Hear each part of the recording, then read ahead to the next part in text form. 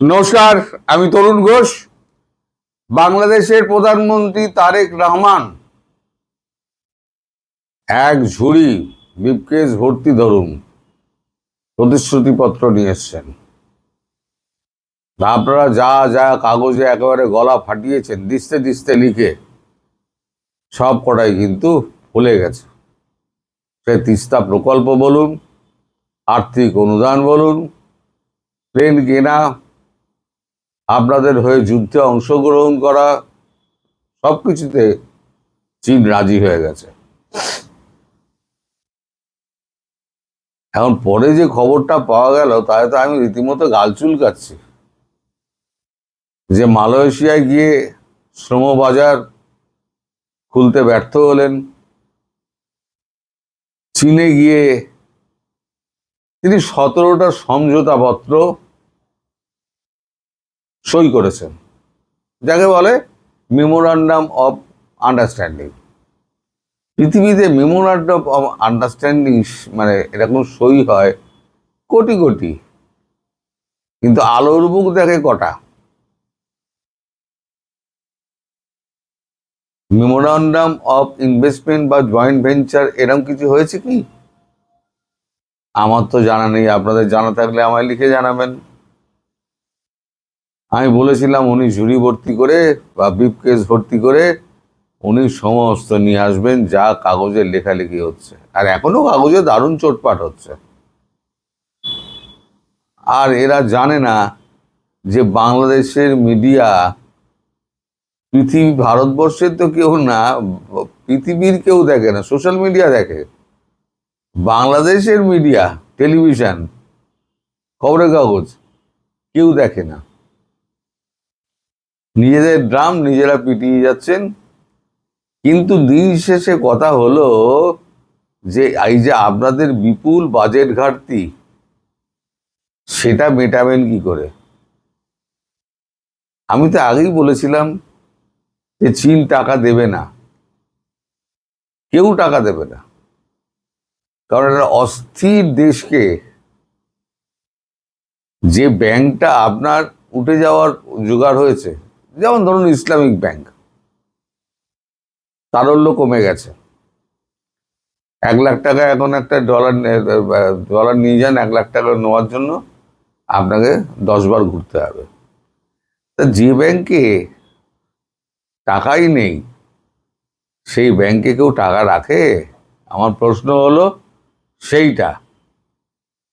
এখন আপনারা গায়ের জোরে বলবেন হ্যাঁ অমুক হয়েছে তমুক হয়েছে, আসলে হয়েছে অশ্বডিম্ব, প্রসব হয়েছে অশ্বডিম্ব। হাতে এক বাটি চাউমিন ধরিয়ে দিয়েছে, ভাই চাউমিন খেয়ে বাড়ি চলে যাও। তিস্তা প্রকল্প নিয়ে আপনাদের খুব উত্তেজনা ছিল। চীন ভারতে যুদ্ধ করবে বাংলাদেশের হয়ে। আচ্ছা, যেখানে একটু বুদ্ধি খাটান না, যেখানে আরআইসি এবং ব্রিক্স গঠনের জন্য চীনের রাষ্ট্রদূত ওয়াং ই, তিনি 2 দিন ধরে এখানে এসে পড়ে রয়েছেন সাঙ্গ পাঙ্গ সহ, যিনি পরবর্তীকালে আর কি প্রেসিডেন্ট হওয়ার লাইনে রয়েছেন, the next president of China সম্ভাব্য, তিনি যদি এখন ভারতে 2 দিন ধরে পড়ে সমস্ত ডকুমেন্ট সই করে, এর মধ্যে একটা ডকুমেন্টের কথা আমি উল্লেখ করি, সেটা হচ্ছে আমাদের ওই লাদাখ থেকে আরম্ভ করে ডেমচুক পর্যন্ত সীমান্তে যত গন্ডগোল ছিল, আমরা দিনের পর দিন মিটিংয়ের পর মিটিং, সিরিজ অফ মিটিং করে আমরা সেগুলো সমাধানের জায়গায় চলে এসেছি। তার একটা সমঝোতাপত্র হয়েছে। ফলে আপাতত ওই অঞ্চলে আগামী 10 বছরের জন্য ঝগড়া ঝুড়ি চাপা রইল। কারণ ব্যাপারটা হচ্ছে এখন নিজেদের অস্তিত্ব রক্ষার ব্যাপার। আগে বাইরের শত্রুকে ঠেকাই, তারপরে আমরা লড়বো। আগামী 10 বছরের মধ্যে দেখবেন ভারতের সঙ্গে চীনের কোনো ঝামেলা নেই, দেখে নেবেন। আজকে বলে দিলাম, যেখানে আরআইসি গঠন হচ্ছে, ব্রিক্স গঠনের এত প্রক্রিয়া চলছে, দুটোই এই বছরে হবে, সেখানে বাংলাদেশের হয়ে চীন যুদ্ধ করতে যাবে? আপনাদের সাধারণ মস্তিষ্কে কি বলে? এটা কি ওয়াইজ থিঙ্কিং?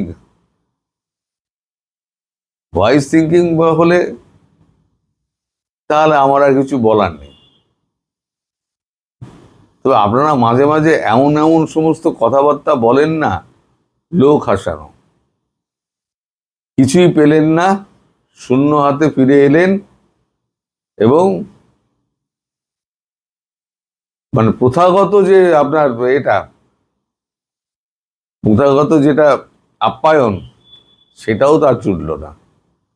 মোটামুটি প্রধানমন্ত্রী হিসেবে প্রথম সফর তার একেবারে ব্যর্থতার এই কারণ যে আপনারা সমস্ত বিশ্বকে আপনারা দেখিয়ে দিয়েছেন যে বাংলাদেশ কি জিনিস। আপনারা বাংলাদেশকে যারা চিনত না, এখন বাংলাদেশের নাম করলে পৃথিবীর সব কটা দেশ এখন চেনে। কারণ সন্ত্রাসবাদ কি জিনিস সেটা কিন্তু পাকিস্তানের পর আপনারা দেখিয়ে দিয়েছেন। ইউরোপ অনেকদিন আগে থেকেই সাবধান হচ্ছিল, এখন কিন্তু ইউরোপ কিন্তু আরো সাবধান হচ্ছে। সব রাইট উইং গুলো, আমি আগেও বলেছিলাম, সব রাইট উইং গুলো কিন্তু আস্তে আস্তে জাগছে। সুতরাং মুসলিমদের পক্ষে কোনো রাষ্ট্রই খুব একটা সুবিধাজনক অবস্থায় নেই। সেটা হচ্ছে এই আপনাদের দোষে। পাকিস্তানের যেরকম অবস্থা হয়েছে বা হচ্ছে, আপনাদের সেই অবস্থা হচ্ছে, এবং সামনে আরো কঠিন দিন আসছে। আমি বলেছিলাম দুর্ভিক্ষের পদধ্বনি শোনা যাচ্ছে, দুর্ভিক্ষের পদধ্বনি কিন্তু শোনা যাচ্ছে। আপনারা সতর্ক হন। সতর্ক না হলে ধর্ম কিন্তু আপনাকে খাওয়াবে না, আপনার বাচ্চাকে খাওয়াবে না। ধর্ম পালন তখনই হবে যখন আপনার পেটে দানা পানি পড়বে। আপনাকে ধর্ম ধর্ম ধর্ম ধর্ম করে না আপনারা নিজেদের দেশটা 12টা বাজিয়ে দিলেন। ধর্ম দরকার, নিশ্চিতভাবে দরকার। মানুষের জীবনে বেঁচে থাকার একটা বড় অবলম্বন হচ্ছে ধর্ম, কিন্তু ধর্মটাই সব নয়। খাবার যেমন বেঁচে থাকার জন্য একটা উৎস, কিন্তু খাবারই সব নয়। টাকাও বেঁচে থাকার উৎস, কিন্তু টাকাই সব নয়। সবকিছুই একটা পরিমাণ রয়েছে। কোনটা কতটা আমি করব, সব কিন্তু দাঁড়িপাল্লায় মাপা আছে। একটু ব্যালেন্স এদিক ওদিক হয়ে যাবে, আপনি শেষ। সুতরাং আমার পরামর্শ মানুন, আপনারা মূল স্রোতে ফিরে আসুন। মূল স্রোতে ফিরে এসে এই যে কলেমা লাগানো যে ঝান্ডা ফান্ডা উড়িয়ে বেড়াচ্ছেন না, এগুলো বন্ধ করে দিন। এগুলো বন্ধ করলে দেখবেন আপনার দেশটা শান্তি পাবে। শান্তি হলে আপনার বাইরের ইনভেস্টমেন্ট আসবে, ইনভেস্টমেন্ট এলে আপনার দেশটা আবার দাঁড়াবে। আর আপনারা যদি ধর্ম ধর্ম করে উন্মাদের মতো চেঁচান, তাহলে পরে আপনাদেরকে কেউ আর বাঁচাতে পারবে না। এটা আমি লিখে দিতে পারি। আর ভবিষ্যৎ তো ওপরওয়ালাই জানে। আপনারাও ভালো কামনা করুন, আমিও ভালো কামনা করি। সবাই ভালো থাকবেন, সুস্থ থাকবেন, সাবধানে থাকবেন। ধন্যবাদ।